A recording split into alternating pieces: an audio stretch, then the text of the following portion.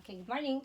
Okay, mga bata, ito naman tayo ngayon na. This is for the grade 6 naman. Gawin naman natin ngayon ang division of fractions, no? Okay. Okay. So, paano natin ngayon gagawin ang division of fraction? Okay, let's say, halimbawa, meron kayong problem na 2/6 divide by 3/4. So, paano ninyo ngayon gagawin to? Okay. Kapag ganito, ito, i-transfer, i-ano nyo. Okay, so ito yan So, 2/6. Okay. Ito ngayon, i-divide ninyo. Yung divide ninyo, okay, yung division ninyo, papalitan nyo ng multiplication.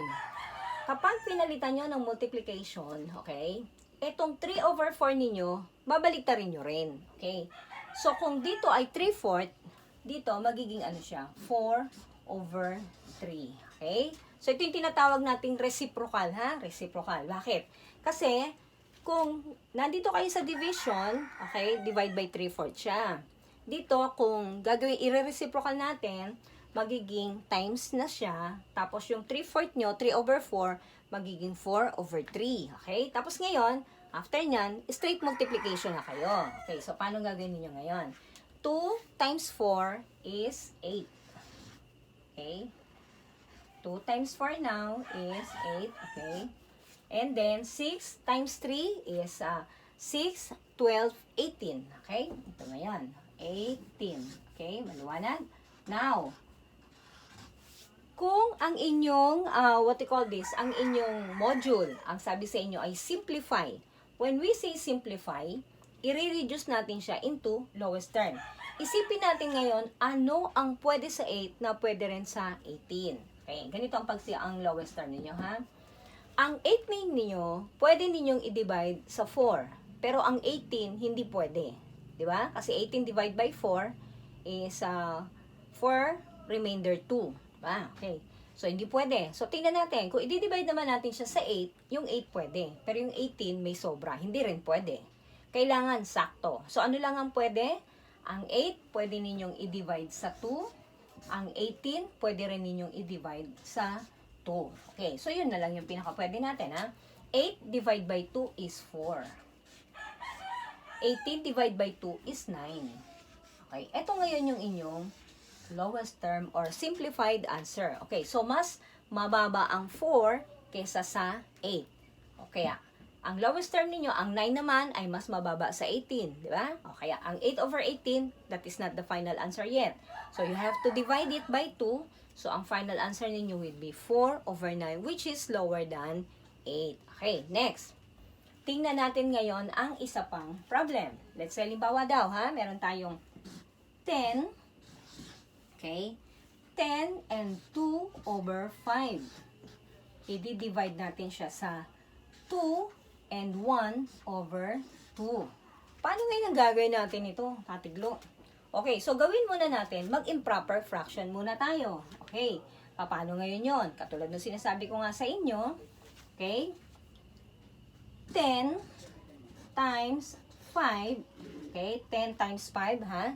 Equals blank, plus the numerator, plus 2 equals blank. Okay, ito din. 2 times 2, 2 times 2 equals blank, plus numerator 1 equals blank. Okay, sagutan natin ngayon. Okay, 10 divided by 5, 10 times 5 is 50, plus 2, that is 52. 2 times 2 equals 4, plus 1, that is 5. Okay, ngayon, ito yan ngayon. So, 52, di ba? Ito yan ngayon. Itong mixed number natin, gagawin natin ngayong improper. Siya ngayon ay magiging 52 over, ano yung denominator nyo? 5. Okay, 52 over 5. Sabi niya, divide. Okay, mag-divide tayo ngayon. Okay, ano yung translation natin? Ang 2/2, okay? Ang tawag natin dito ay mixed number, ha? 2 times 2, 2 times 2 is 4 plus 1 is 5. Okay, 2 times 2, 4 plus 1 is 5. Okay, magiging 5/2. Okay, ito yan, ha? O, maliwanag ito yung denominator nyo, ito yung denominator niya. Okay, nandun pa rin, ha? Okay. Pagkatapos ninyo nito ngayon, okay, ano next number ninyo na gagawin ninyo dito? Okay, magiging ganito na yan ngayon. So, magiging 52 over 5 times. Diba sabi natin, i-reciprocal natin? Okay? I-reciprocal natin ngayon, ha? 5 over 2, magiging 2 over 5. Nakuha nyo? Okay. Ngayon, ito, straight multiplication na lang kayo. Tingnan natin. Paano gagawin natin? 52 times 2. Okay? 2 times 2 is 4. 5 times 2 is 10. Okay? Nakuha nyo? So, dito ngayon yan, ha? Ito ngayon, magiging 104. Okay? 104 na siya ngayon. Gusto ko lang na konti ito, ha? Para mas makita ninyo. Okay. 104. Okay. 5 times 5. This is now 25. Okay. Okay. 25. Diba? Now, paano ngayon ang gagawin natin, Ate Glo? 104 over 25. You have to divide para makuha natin yung kanyang simplest form. Paano gagawin natin? Okay? So, ito ngayon. 104 divide by 25. Okay. So, sa 104, ilan ng 25? Nahihirapan kayo sa 25. Gawa ulit kayo. Okay, gawin nyo ulit ito. Okay, so 25 plus 25. 5 plus 5 is 10. Carry 1, 2, 4, 5. Okay, plus 25 ulit. Okay, 5 and then 7. Diba? Plus ulit tayo ng 25. 5 plus 5 is 10. Carry 1, 8.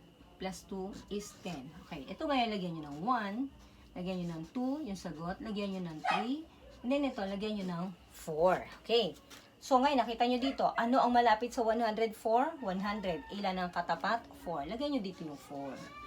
4 times 25, sabi niya, 100. 4 bawasan ng 0, that is 4. Okay, so ito na ngayon yung sagot nyo. Paano ngayon ang gagawin ninyo? 104 or 100 over 25 or, okay? So, ito na ha. Tingnan niyo ngayon paano niyo gagawin. Okay? Ito, di ba, 25 yung nasa ilalim, ha? Okay, yan ha. Kita niyo ba? Okay, tingnan natin. So, sabi natin sa dinivide natin kanina, okay? Ito, 25 yung numerator ninyo. So, hindi magbabago yan. Kaya, doon na kagad kayo para hindi kayo malito, okay? Now, sabi natin dito, ilan ng 4. Okay. Yung 4 dito nyo lagay.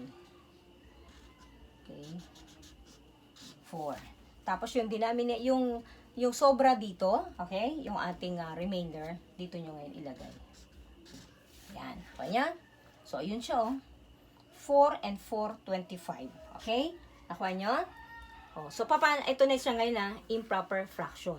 Okay, paano mo ngayon sasabihin sa amin, Ate Glo, na ito ay tama? Ito, ganun din ulit. Baliktarin nyo lang ulit. Okay, ganito ulit siya na. Okay. So, 25 times 4. 5 times 4, 20. Carry 2. 4 times 2, 8 plus 2 is 10. Okay. Meron kayong remainder 4 plus 4. That is 104. Ayun 104, okay, over 25. Kuha nyo? Okay, so mga bata, ito ngayon yung inyong final answer. Okay, so kung meron kayong ganitong problem, okay, diyan sa inyong module, gawin nyo tong proseso na ito. Sundan niyo kung paano natin inumpisahan. Diba? So, madali lang yung ginawang explanation ni Ate Glo, tinagalog ni Ate Glo, para mas maintindihan ng lahat. Okay? I make it a point na magiging Tagalog yung mga vlogs ko para masundan ng mga bata dito sa Las Piñas, as well as hopefully sa buong Pilipinas, no? Para noon maging madali para sa inyo, paano nyo gagawin, paano ninyo sasagutan ang inyong modules. As I am always telling you, ang module ay hindi dapat maging pabigat, hindi dapat maging burden para sa lahat ng mga estudyante. Okay? Ang module ay ginawa natin upang ay ginawa ng ating butihing Secretary Briones upang ang mga bata ay maging productive pa rin sa panahon ng pandemic. Sa panahon na ang mga bata ay sabihin nating nahuli, hindi alam, at napag-iwanan, ito yung tamang panahon para kayo ay mag-review, tulungan ng inyong sarili na kayo ay makahabol. Okay, napakahaba ng isang taon para tayo ay mag-aralan. Napakarami nating matututunan. Okay, ano yung kailangan natin for us to be able to absorb yung hirap ng module? Okay, disiplina sa sarili.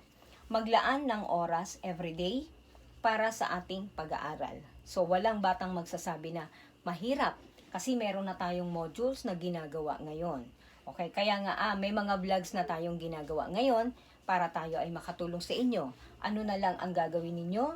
Mag-devote ng time sa pag-aaral. Piliin ang mga mas makakatulong na vlogs para sa inyo. Choose wisely on what vlogs are you going to watch for. And hopefully, yung mga vlogs natin na ganito, sabi nga ng mga bata, teacher, ang hirap po ng math. Well, actually, to tell you frankly, si Ate Glo ay hindi po teacher. Naging teacher na lang po ako para doon sa mga batang tinuturuan ko. Especially ang aking mga anak. Ang anak ko po kasi before ay naging repeater po siya ng grade 1. So, syempre sa akin bilang nanay, hindi po maganda yon, okay? Kaya gumawa ako ng paraan, nagpray ako sa Panginoon, on how am I going to work on my daughter's need during that time. That was year 2000, okay? So, 2004 I think. Now, so nakita ko sa pag-aaral niya na talagang as a beginner, hindi talaga madali, okay? So, I take time to sit with her, do the tutorial with her. Hindi ko alam na tutorial ang tawag doon. Pero ginawa ko yun at nakita ko. Now, nung natuto siyang magbasa, natuwa ako. Okay? That is the first step di ba? Okay. So, katulad nito, sasabihin niyo nahihirapan din kayo dito sa inyong math. Ang pinaka first step ninyo, lagi kayong mag-devote ng oras para doon sa ating multiplication table. Okay? Go back to the basic. When you go back to the basic of multiplication, you will be able to absorb this. Okay? Hindi ganon kadali. Pero, what is the best remedy that we can do? Have time for the tutorial every day. Every day. Okay? Devote 1 hour for your tutorial. Pag-aralan ninyo mabuti. Disiplinahin ang sarili. Okay? And, ulit-ulitin. Okay? Sige. Ito na tayo ngayon nakuha na natin. Okay? So, hopefully, kung nagustuhan nyo po ito, i-like po ninyo. Okay? I-like po ninyo yung video and mag-comment po kayo sa baba kung ano yung lesson na gusto ninyong pag-aralan sa susunod. Let's say, halimbawa, kasi marami po ang nagme-message sa akin sa aking messenger, okay? Sa aking private messages. They're sending me regarding the questions para sa ganito. We are willing naman to help, no? Although, talagang very limited ang time ni Ate Glo. Okay? So, ilagay lang po ninyo doon kung ano po yung subject matter ng inyong test or ng inyong module. Let's say, division of fraction, improper to mix, tapos multiplication of fractions, yung mga ganon. Para nun, guided ako, ano yung susunod kong ibablog sa inyo. Kasi, hindi naman po pwede na yung module na ginawa ng ating mga teachers, yun na mismo yung gagawin ko. Okay? Bibigyan ko lang po kayo ng idea paano po ninyo gagawin yon. Still, ang mga bata ang priority project natin dito. Kaya ang mga bata po, ginagawa po natin ito para sa mga bata. Okay? Ngayon, kung tutulong po yung mga magulang, salamat sa inyong paggabay sa mga bata. Dahil we believe na kapag nagtulungan po ang mga magulang together with the children in this, in this modular type of studying, that is the best. That is the best gift we can give to our children. Okay? Once again, thank you so much, Lord, for we were able to make this solution for the division of fractions. Hopefully, this could be a great help for all the grade 6 students. Thank you so much.